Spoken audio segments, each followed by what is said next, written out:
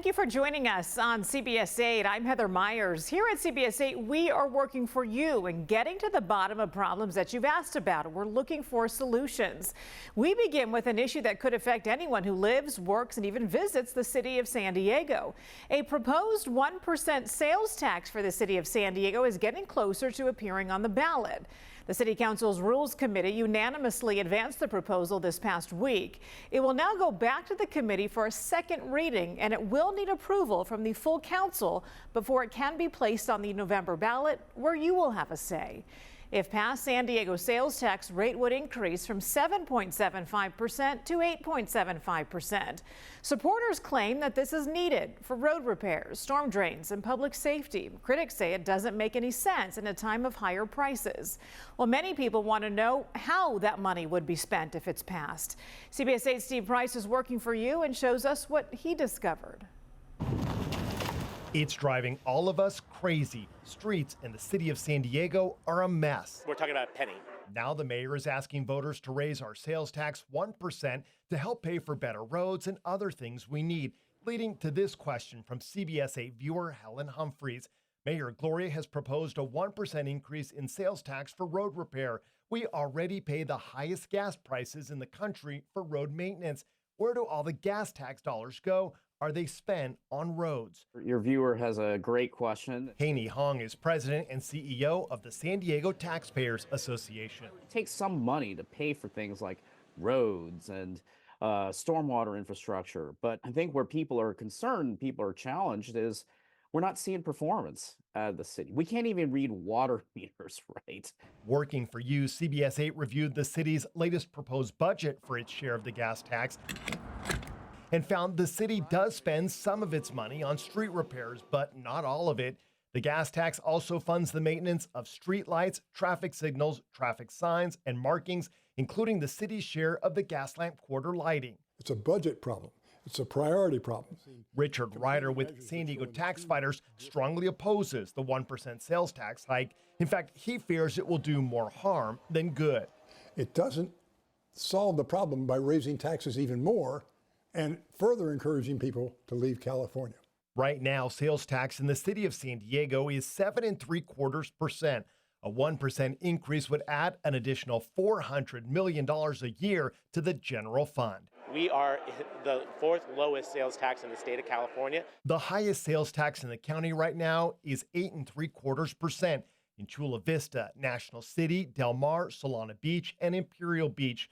La Mesa's rate is 8.5%. And Oceanside, El Cajon, and Vista are at 8.25%. So if this reaches the ballot, voters will have to approve it this November. The money will be going into the general fund, which means this will only need a simple majority for it to pass. Also, there is no sunset clause included, which means that this would stay in effect forever or until voters decide to get rid of it. Switching now to water, CBS 8 is working for you to get to the bottom of water billing problems in the city of San Diego. We continue to receive emails from customers whose bills have been suspended. CBS 8's David Gottfredson spoke with people in Mission Hills who believe the city is not being honest with the public. The meter is right here. It's been 4 months since Mission Hills homeowner Ken Pirelli got a notice in the mail that his water bills were being withheld, pending an investigation by the city of San Diego into, quote, abnormal water usage. The first reaction is to panic that you have a leak under a slab and that you're going to be facing a expensive plumbing repair bill. Ken called a plumber and checked for water leaks, but nothing seemed abnormal. I investigated the abnormal reading, and you can see that there's dirt in front of the meter. So the abnormal reading is that there was no reading taken, I believe. When Ken went on Nextdoor, he found dozens of similar complaints by neighbors. Well, between March of 2023 and September of 2023, I did not receive a bill. Neighbor Patty Ducey Brooks's water bill is now more than $2,400 after a city investigation found problems with her water meter. She believes the city is trying to charge her too much, so she refused to pay. How do you charge somebody when you have no evidence that the water was even used? CBS 8 has been working for you investigating water billing problems for more than a year.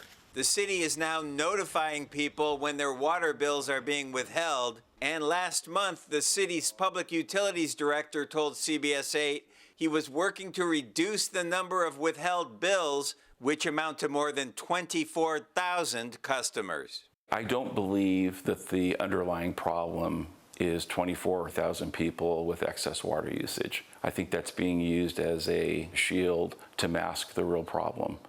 Now, the city tells me 98% of water bills are sent to customers on time, and the city says they have recently hired 10 new customer service workers who will begin in April and May. If you want more information, go to cbs8.com. In Kearney Mesa, David Gottfredson, CBS 8. Now we go to Claremont. A man there is worried about an eroding hillside behind his home. CBS 8 Shannon Handy is working for you and explores how SDG&E might be connected to this.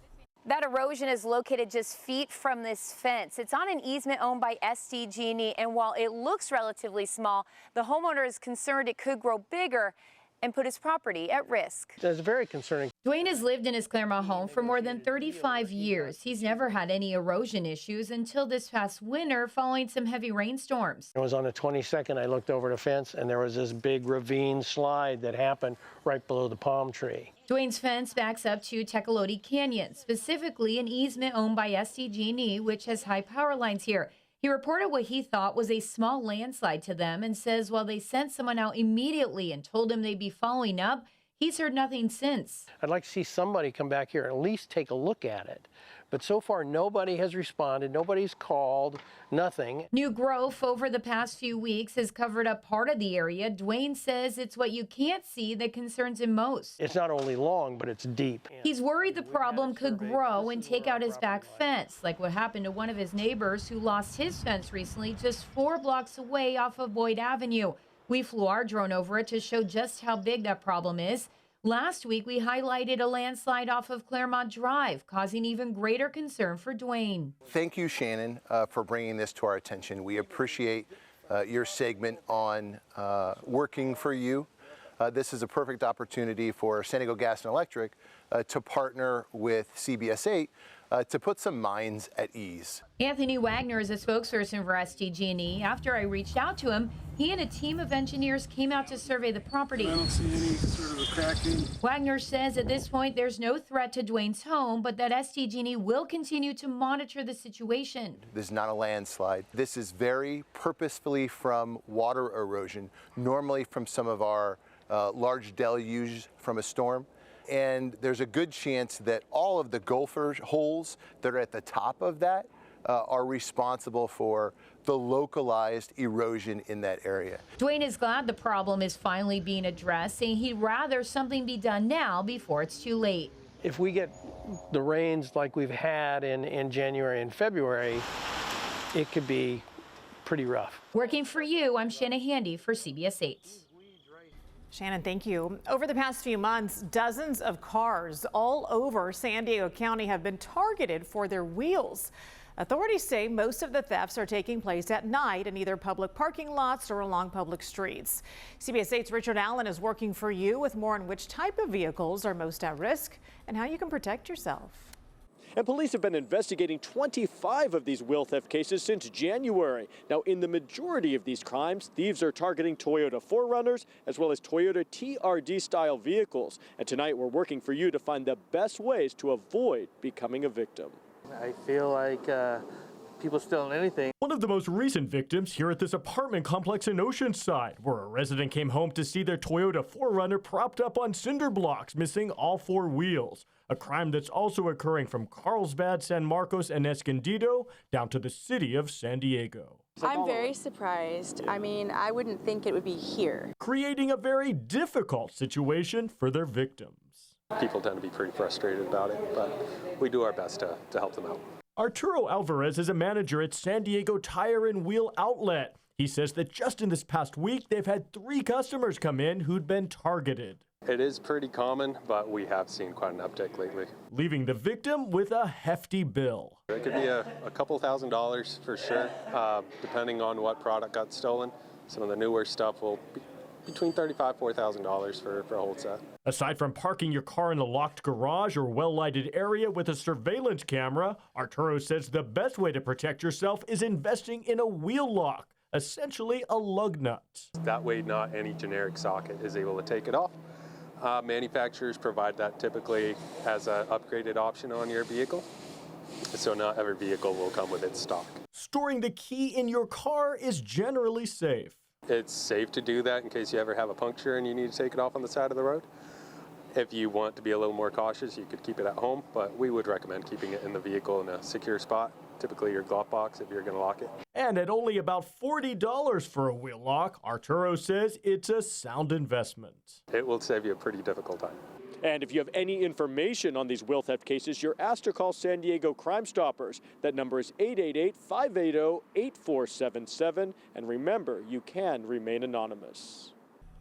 Tonight, we are working for you to answer questions about an entire block of properties in Lincoln Park left vacant for years.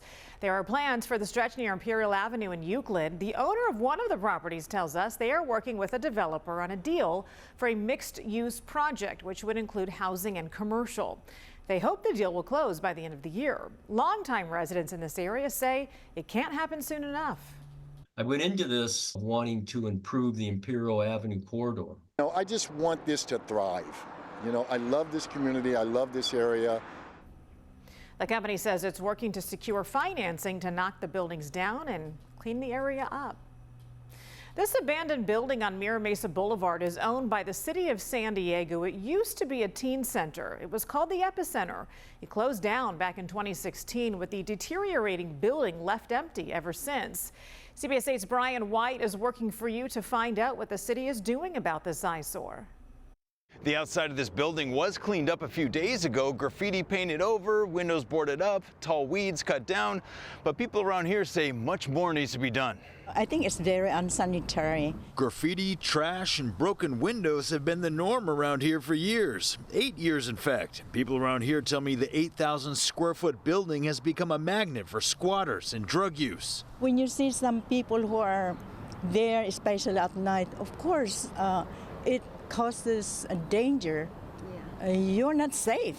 Lali Caralde frequents the senior center across the parking lot. She's also a member of Mira Mesa Concerned Citizens, a group that's been highlighting the problems here. And on Thursday, city workers painted over graffiti and trimmed these knee-high weeds. Even if they painted it, I think it's just outside. So it's just cosmetics, but inside it's very unsanitary because it was abandoned for 8 years already.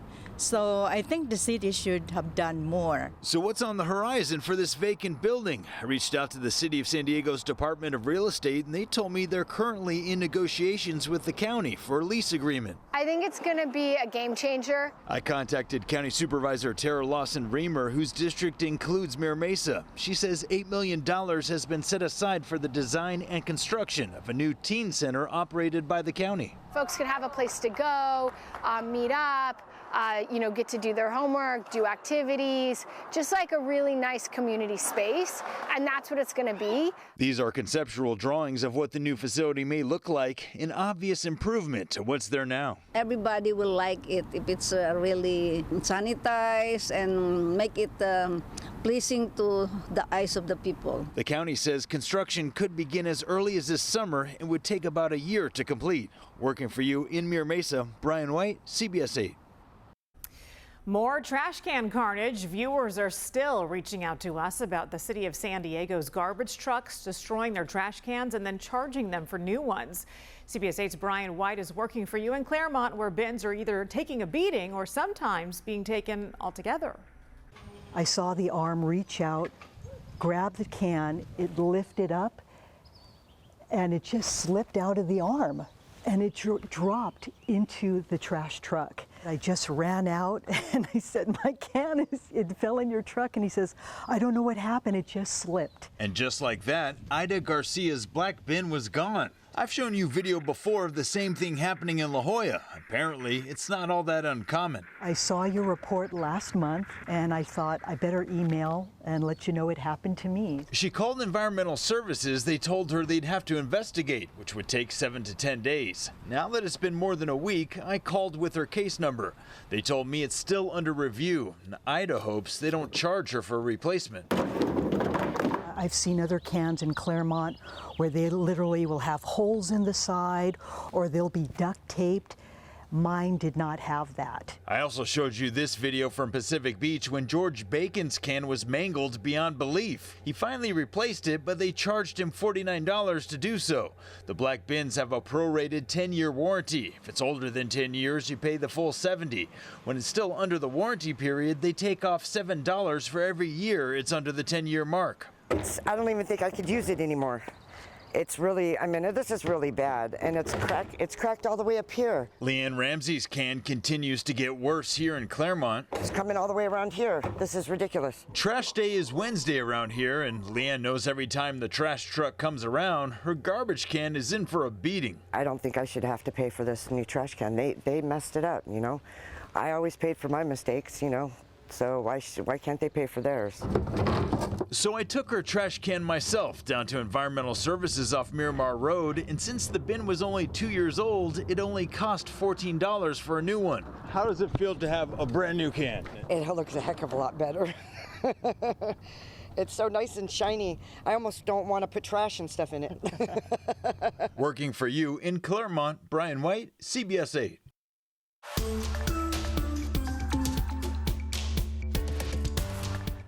Time now for working for your wallet. A new study found the population in Encinitas is trending older and wealthier, while getting more difficult for renters to stay in town. The state-mandated study by the consulting company Beacon Economics of Los Angeles concluded that the high cost of housing is the main reason that people move out of Encinitas. It said more than half of renters are considered rent burden, meaning they pay more than 30% of their income on rent. The displacement risk analysis claims this is because not enough new housing is being built. The study said high costs for housing can be improved by allowing more housing construction and taxing people with vacant homes. Encinitas City Council members agreed with some of the study, but disputed other parts. New data from the Association of Realtors shows that home prices increased across San Diego County last month, mirroring a statewide trend.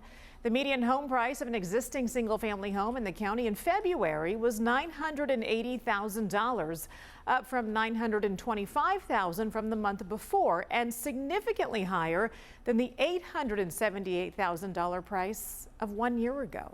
Wow. Well, that's going to do it for us. Remember, if there's something that you would like us to look into, email us at workingforyou@cbs8.com. Thanks so much for joining us here on CBS 8.